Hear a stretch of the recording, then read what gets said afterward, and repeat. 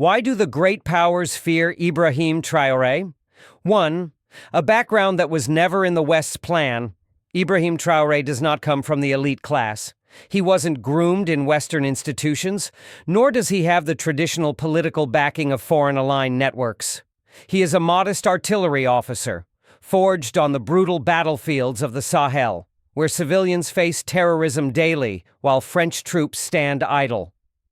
Unlike generations before him who remained silent, Traoré began to ask bold questions about the true role of foreign powers on African soil. 2. Daring to break the old rules, from political defiance to economic revolution. In just a few months after taking power, Traoré did what few African leaders have dared to do: expelled French troops from Burkina Faso, terminating Operation Sabre, a counter-terrorism force long questioned for its true intentions. Annulled colonial-era military agreements that allowed France to intervene in the country's internal affairs. Shut down French media outlets like RFI and France 24 for spreading divisive and destabilizing narratives. Launched a full audit of the gold mining industry where 90% of the nation's resources were under foreign control, primarily by companies from France, Canada, and the UK. These actions not only shook the old order in Burkina Faso, but also threatened the global network of extractive interests that Western governments and corporations have preserved for decades. 3. Reviving the spirit of Sankara and a new anti-colonial wave. Traoré is not merely taking action, he is reviving history. He is rekindling the memory of Thomas Sankara, the revolutionary leader overthrown in a French-backed coup in 1987. By echoing Sankara's philosophy of self-reliance, self-defense, sovereignty, and dignity, Traoré has become a source of deep inspiration for Africa's youth. Just as Sankara was assassinated for threatening France's interests, Traoré now symbolizes a new generation that refuses to bow. And this, more than anything, is what terrifies the West. A new Africa that dares to think, dares to act, and dares to break free from their orbit of control. 4. He doesn't play by the West's rules. He's writing new ones. The West has grown accustomed to African leaders relying on humanitarian aid in exchange for political influence, opaque resource contracts to extract profits, media and NGOs to shape public perception, military partnerships to protect foreign interests. Traoré has dismantled all of these pillars, a powerful blow to the West's soft power strategies. Beyond that, he mobilized the people directly. Over 50,000 citizens voluntarily joined the Homeland Defense Force, VDP, without intermediaries and without the model democracy framework imposed by the West. 5. The truth about media and the battle for perception. Traoré fully understands that controlling information is controlling perception, and perception shapes policy. That's why he has taken a firm stance against international media outlets when they distort facts and portray Burkina Faso's military campaigns as human rights violations. He refuses to let platforms like BBC, VOA, or Human Rights Watch dictate the global narrative in ways that undermine the legitimacy of his government. In response, the West has branded him a dictator, pro-Russia, and anti-democratic, labels often used to pave the way for sanctions, diplomatic isolation, or even indirect intervention. 6. A threat to the global extraction model built on African dependence. Burkina Faso produces over 70 tons of gold per year, yet the vast majority of that wealth is controlled by Western companies. When Traoré began re-examining and revising mining contracts, it wasn't just about securing justice for Burkina Faso. It was about threatening an entire global system of resource extraction that has fed Western markets for decades while keeping Africa impoverished. 7. Sparking a domino effect across the Sahel and beyond. Alongside Mali and Niger, Traoré established the Alliance of Sahel States, AES, a coalition that expelled foreign troops and committed to regional defense and economic cooperation, even in the face of suspension from ECOWAS and growing diplomatic isolation. What does the West fear most? A truly united, self-reliant African bloc that no longer needs them. Because such unity marks the end of a long-standing system of formal independence, but real dependence. 8. No longer a rebellious youth, but a strategic leader. Traoré does not act impulsively.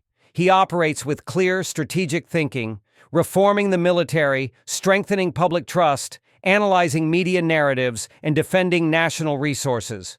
Even during the assassination attempt in late 2023, he remained calm, expanding his presidential guard, firmly rejecting U.S. accusations of misusing gold for personal gain, and publishing transparent national audits to prove otherwise.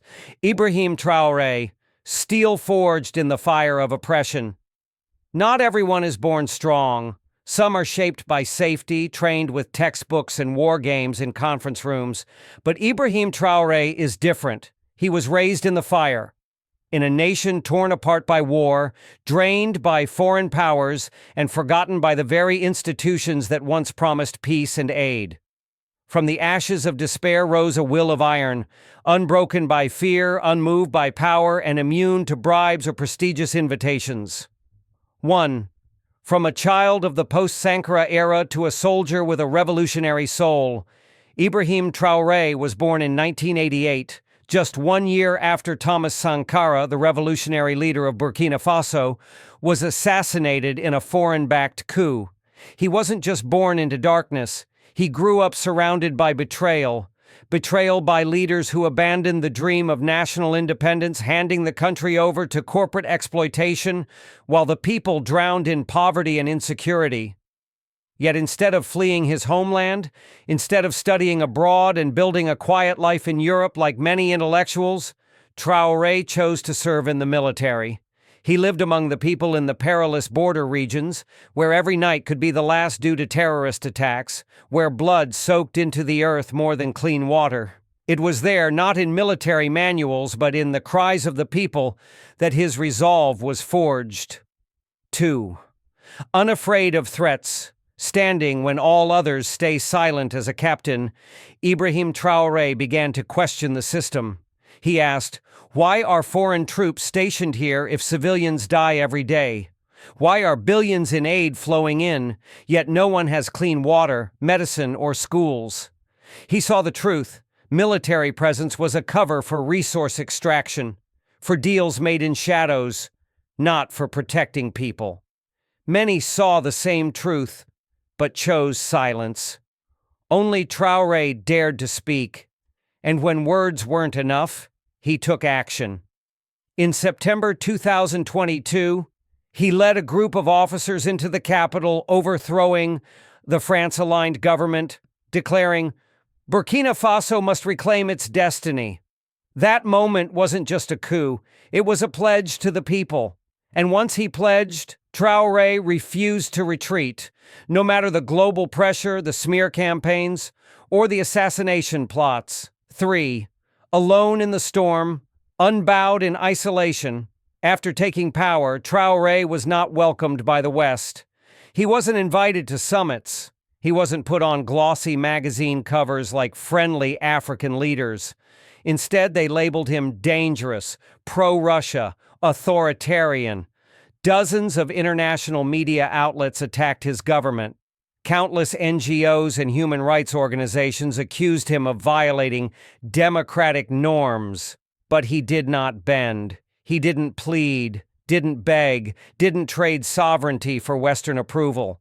To him, true legitimacy comes from the people, not from the gaze of former colonizers. And when over 50,000 Burkinabe citizens volunteered to defend their homeland, that was the only answer Traoré needed. 4. Knowing betrayal may come, yet choosing to move forward. One of the harshest lessons from Thomas Sankara's life was this: the person who betrays you may be standing right next to you, and Ibrahim Traoré understands that deeply. He knows, even within his own circle, there may be those taking orders, making plans to repeat the tragedy of 1987. But he does not live in fear. He does not hide behind palace walls. He does not surround himself with iron gates or barricades to separate from the people. Instead, he walks the streets, meets the poor, speaks face to face with students, farmers, and soldiers, looking them in the eye and saying, "We may be poor, but we have the right to hold our heads high." 5. Resilient. Not for himself, but for a new generation. Traoré is not fighting for personal glory. There are no signs that he seeks to extend his mandate, build a dynasty, or amass wealth. He is fighting for an unfinished dream, the dream that Thomas Sankara left behind, an Africa no longer controlled by aid, an Africa that is not a warehouse of raw materials for others, an Africa where people live with dignity. It is this vision that makes his spirit unbreakable, because his strength is not built on ego, it is built on a nation's collective hope. Conclusion. Ibrahim Traoré's will is a flame that cannot be extinguished. In a world where most leaders choose safety, compromise, or submission, Ibrahim Traoré rises as a symbol of courage, of unwavering will, of unshakable conviction. The great powers fear him, not because of weapons, but because of spirit. Because once that spirit spreads, not just Burkina Faso, but all of Africa will awaken. And when that happens, every empire built on Africa's dependence will begin to tremble. Not because of guns, but because of a generation with an unbreakable will to own its future.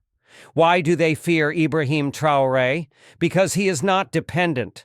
Because he does not need them to survive.